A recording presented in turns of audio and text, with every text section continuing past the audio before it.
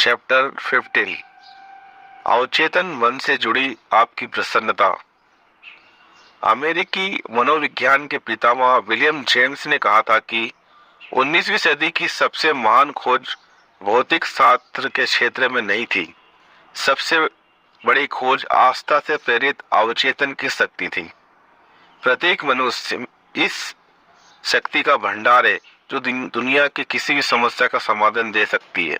सच्ची और स्थायी खुशी आपके जीवन में उस दिन आएगी जब आपको स्पष्ट एहसास हो जाएगा कि आप किसी भी कमजोरी से उबर सकते हैं। जब आपको यह एहसास हो जाएगा कि आपका अवचेतन आपकी समस्याओं को सुलझा सकता है, आपके शरीर का उपचार कर सकता है और आपके सपनों से भी ज्यादा समृद्धि दिला सकता है। आप बहुत खुश होते हैं जब आपके बच्चे का जन्म होता है, जब आपकी शादी होती है, जब आप कॉलेज से पास होकर निकलते हैं, जब आप कोई बड़ा पुरस्कार जीतते हैं। आप तब भी बहुत खुश होते हैं जब मनपसंद लड़की या लड़के से आपकी सगाई होती है। आप इसी तरह के दूसरे अनुभवों की सूची भी बना सकते हैं जब आप खुश हुए हो। बहरहाल चाहे ये अनुभव कितने ही अद्भुत हो, ये सच्ची स्थायी खुशी नहीं देते हैं। ये सारे अनुभव अस्थायी है। वो आप ओवर जवाब देते हैं, जो भी ईश्वर में भरोसा करता है वह सुखी है। जब आप ईश्वर, अपने अवचेतन मन की शक्ति और बुद्धिमत्ता पर विश्वास करते हैं कि वे सभी क्षेत्रों में आपका नेतृत्व, नियंत्रण और निर्देशन करेंगे, तो आप संतुलित, शांत और आरामदेह हो जाएंगे। जब आप सबके प्रति प्रेम, शांति और सद्भावना प्रसारित करते हैं, तो आप अपने जीवन में खुशी की बहुत बड़ी इमारत का निर्माण कर रहे हो। तो खुशी का चुनाव करें। खुशी एक मानसिक अवस्था है। बाइबल कहती है, इस दिन आप चुने कि आप किसकी सेवा करेंगे। आपके पास खुशी चुनने की स्वतंत्रता है। यह बहुत आसान लगता है और यह है भी। शायद इसीलिए लोग खुशी के राह पर लड़खड़ा जाते हैं। वे खुशी की सादगी की कुंजी को नहीं देख पाते। जीवन की महान चीजें आसान, गतिशील और रचनात्मक है। वे कल्याण और खुशी देती है। सेंट पॉल आपको बताते हैं कि आप किस तरह विचारों के जरिए प्रबल शक्ति और खुशी का जीवन पा सकते हैं। आखिरकार भाइयों, जो भी चीजें सच्ची है, जो भी चीजें ईमानदार है, जो भी चीजें न्यायपूर्ण है, जो भी चीजें शुद्ध है, जो भी चीजें प्यारी है, जो भी चीजें अच्छी प्रतिष्ठा की हैं, अगर कोई गुण है और अगर कोई प्रशंसा है, तो इनके बारे में विचार करें। फिलिपियंस। कैसे प्रसन्नता का चयन करें? इसी समय खुशी चुनने से शुरुआत करें। यह इस प्रकार करें, सुबह आंखें खोलते ही खुद से कहें, देवी विधान आज और हर दिन मेरे जीवन का नियंत्रण करता है। सारी चीजें आज मेरे भले के लिए काम कर रही हैं। यह मेरे लिए एक नया और अद्भुत दिन है। इस दिन जैसा कोई दूसरा दिन कभी नहीं होगा। मुझे पूरे दिन देवी मार्गदर्शन मिलता है और मैं जो भी करूंगा उसमें मुझे समृद्धि मिलेगी। देवी प्रेम मेरे चारों ओर है और मैं शांति से हूँ। जब भी मेरा ध्यान अच्छाई और सृजनात्मक से भटकता है, तो मैं उस चीज के बारे में तत्काल सोचने लगता हूँ जो सुंदर और अच्छी है। मैं अपने लिए एक आध्यात्मिक और मानसिक चुंबक हूँ और अपनी ओर उन सभी चीजों को आकर्षित करता हूँ जो मुझे नियामतें देती हैं और समृद्ध करती हैं। आज मैं अपने सभी कामों में सफलता पाऊंगा। निश्चित रूप से आज मैं दिन भर खुश रहूंगा। हर दिन की शुरुआत इसी प्रकार करें, फिर आप खुशी का चुनाव कर रहे हैं और खुश तथा प्रफुल्ल रहेंगे। प्रसन्नता को उसने आदत बनाया। कुछ वर्ष पहले में एक किसान के घर लगभग एक हफ्ते ठहरा। वह किसान आइलैंड के पश्चिमी किनारे पर कानेमारा में रहता था। वह किसान हमेशा गुनगुनाता, सीटी बजाता और हंसता मुस्कुराता रहता था। इसी कारण मैंने उससे उसकी खुशी का राज पूछ लिया, तो उसने जवाब दिया, खुश रहना मेरी आदत है। प्रतिदिन जब मैं सुबह जागता हूँ और जब मैं रात को सोने जाता हूँ, तो अपने परिवार, फसल, जानवरों को दुआएं देता हूँ और अद्भुत फसल के लिए ईश्वर को धन्यवाद देता हूँ। इस किसान ने 40 वर्ष पहले ऐसी आदत डाली थी। जैसा कि आप जानते हैं, नियमित रूप से दोहराए जाने पर विचार अवचेतन मन में पहुंच जाते हैं और आदत बन जाते हैं। उसने समझ लिया था कि खुशी एक आदत है। आप प्रसन्न रहने की इच्छा करें। खुश रहने के बारे में एक महत्वपूर्ण बात है कि आपके मन में खुश होने की सच्ची इच्छा होनी चाहिए। कई लोग इतने लंबे समय से तनावग्रस्त, दुखी और निराश होते हैं कि अगर उन्हें कोई अद्भुत, अच्छी, सुखद खबर भी मिल जाए, तो वे महिला की तरह प्रतिक्रिया करेंगे जिसने मुझे एक बार कहा था, इतना खुश होना ठीक नहीं है। वे अपने पुराने मानसिक सोनू के इतने आदी हो चुके हैं कि उन्हें खुशी आसानी से महसूस नहीं होती है। वे अपनी तनावग्रस्त दुखी अवस्था में लौटने के लिए बेताब रहते हैं। मैं इंग्लैंड की एक बूढ़ी महिला को जानता हूँ जिसे कई सालों से रूमेटिज्म, एक प्रकार का आर्थराइटिस था। वो अपने घुटने थपथपाकर कहती थी, मेरा रूमेटिज्म आज बुरी हालत में है, मैं बाहर नहीं जा सकती, मेरा रूमेटिज्म मुझे दुखी कर रहा है। महिला अपनी इस स्थिति के कारण अपने बच्चों और पड़ोसी से बहुत प्रेम पाती थी। इसी कारण वो अपने रूमेटिज्म को पसंद करती थी, वो अपने दुख को पसंद करती थी। असल में वो खुश नहीं होना चाहती थी। मैंने उसे उपचार का एक तरीका सुझाया। मैंने उसे बाइबल की कुछ पंक्तियां लिख कर दी और कहा कि अगर वह उन सच्चाइयों पर ध्यान केंद्रित करेंगी तो उसका मानसिक नजरिया वैसा बदल जाएगा। इससे उसकी आस्था और विश्वास उसे स्वस्थ कर देंगे। लेकिन इसमें उसकी रुचि नहीं थी। कई लोगों की तरह वह भी अजीब मानसिक चिंता का शिकार थी जिससे वह छोड़ना नहीं चाहती थी। उसे दुखी और परेशान रहना पसंद था। आखिर दुख क्यों चुने? बहुत से लोग कुछ खास प्रकार के विचारों पर ध्यान देकर अपने जीवन में दुख को चुन लेते हैं। ये विचार है, आज का दिन बुरा है, हर चीज गड़बड़ होने वाली है, मैं सफल नहीं हो पाऊंगा, हर व्यक्ति मेरे खिलाफ है, धंधा बुरा है और ये पहले से ज्यादा बुरा होने वाला है, मैं हमेशा देर करता हूँ, मुझे कभी सुनहरे मौके नहीं मिलते, वह कर सकता है लेकिन मैं नहीं कर सकता। अगर सुबह सुबह आपका यह मानसिक नजरिया रहता है तो आप अपनी ओर इन सभी दुखद घटनाओं को आकर्षित करेंगे और बहुत दुखी रहेंगे। यह एहसास करना शुरू करें कि जिस दुनिया में आप रहते हैं वो काफी हद तक आपके मस्तिष्क की उपज है। आपके विचारों के अनुरूप ही वो आपकी परिस्थितियों का निर्माण करता है। महान रोमन दार्शनिक मार्कस ऑरेलियस ने कहा था, इंसान का जीवन उसके विचारों से बनता है। अग्रणी अमेरिकी दार्शनिक राल्फ वाल्डो इमर्सन ने कहा था, इंसान वैसा ही होता है जैसा वह सारे दिन सोचता है। जो विचार आप आदतन अपने मस्तिष्क में रखते हैं वे शारीरिक व भौतिक रूप से प्रकट हो जाते हैं। यह तय करें कि आप नकारात्मक, पराजयवादी, बुरे या निराशाजनक विचार नहीं रखेंगे। अपने मस्तिष्क को बार बार याद दिलाएं कि आप अपनी मानसिकता के बाहर कुछ अनुभव नहीं कर सकते। मेरे पास 10 लाख डॉलर होते, मैं खुश हो जाता। मैं कई मानसिक चिकित्सा के संस्थानों में गया हूँ जहाँ मैंने करोड़ों की संपत्ति रखने वालों को भी देखा है, परंतु समस्या यह थी कि हमेशा से स्वयं को गरीब और अभागाई मानते आए थे। दरअसल वे मानसिक रूढ़ता, संविभ्रम रोग, निराशा में जकड़े हुए थे। दौलत अपने आप में आपको सुखी नहीं बना सकती, दूसरी ओर यह सुख में बाधक भी नहीं होती।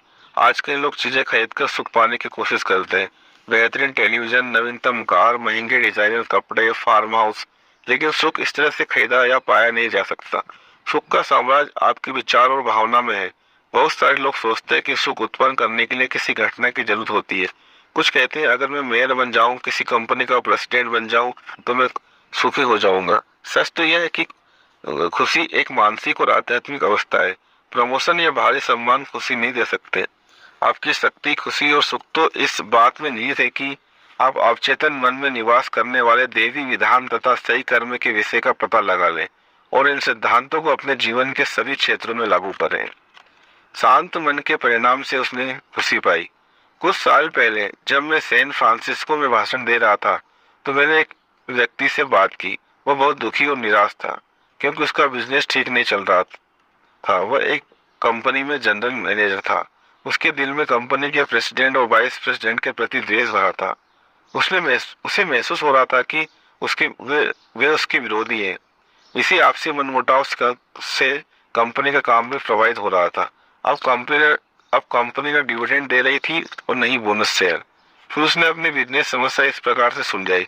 वो सुबह सवेरे सबसे पहले शांति से यह सकारात्मक घोषणा करने लगा, हमारी कंपनी में काम करने वाले सभी कर्मचारी ईमानदार, सच्चे, सहयोगी, वफादार और सबके प्रति सद्भावना से भरे।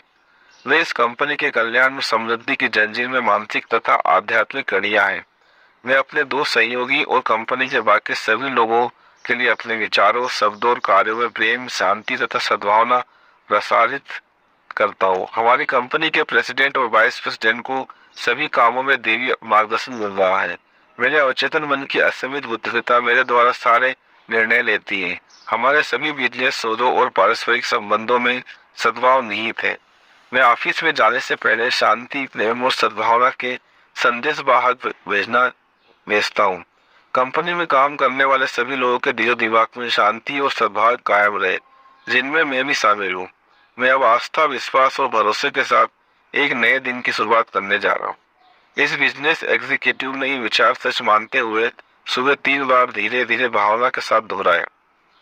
दिन में जब भी उसके मन में डर या गुस्से के विचार आते थे, वह खुद से कहता था, शांति, सद्भाव और संतुलन हर समय मेरे मस्तिष्क में शासन करते हैं।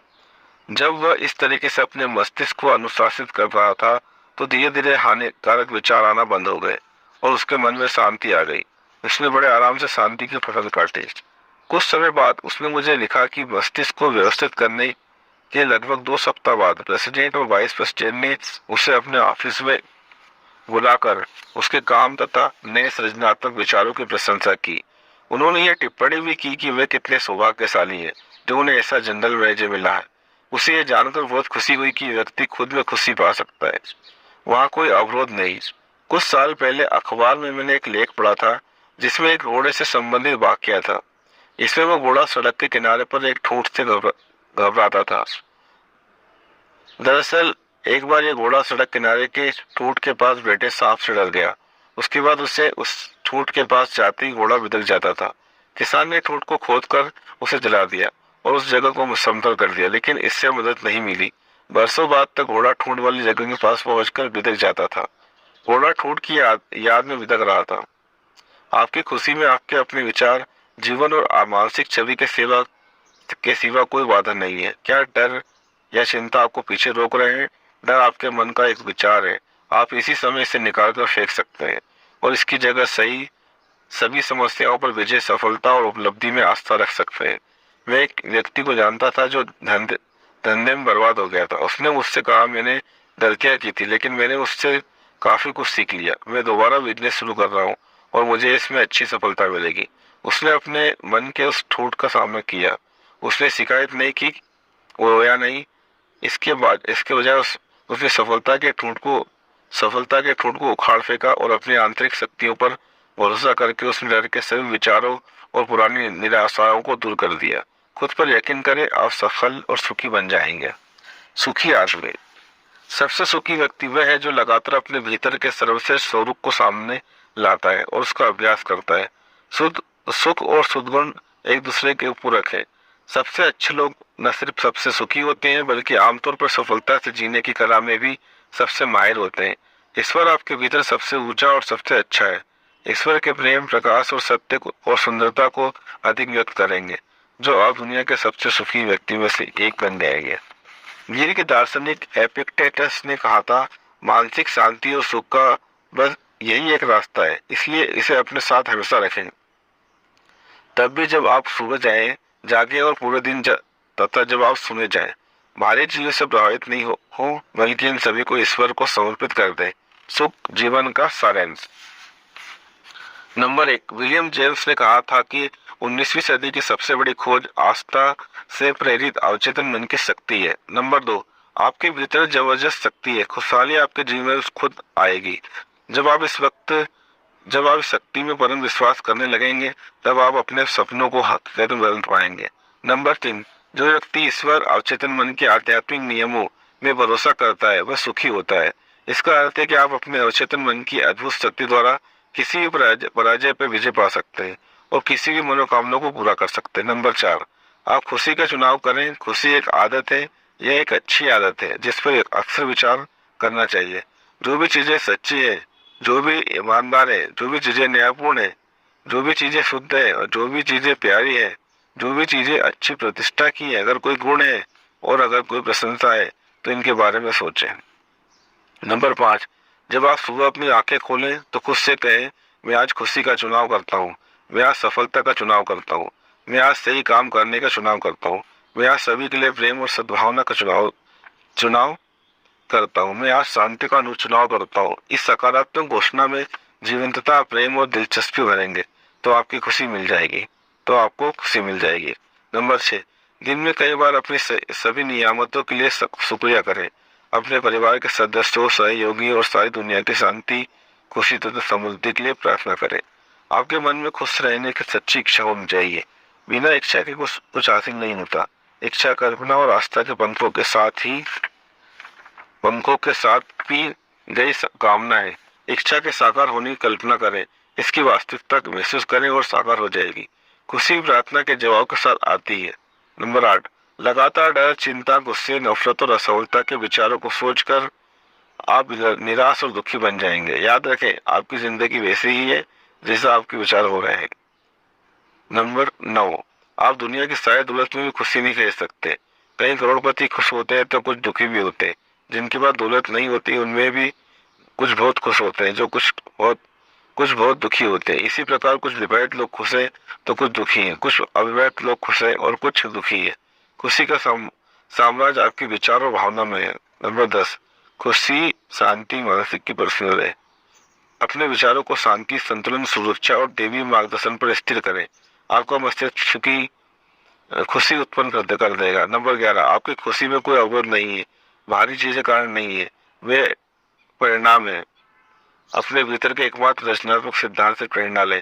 आपका विचार कारण है और एक नया कारण, एक नया परिणाम है।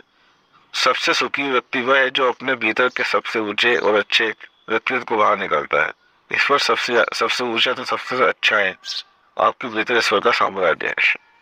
यहाँ पर चैप्टर समाप्त होता है। मिलते हैं नेक्स्ट चैप्टर में। धन्यवाद।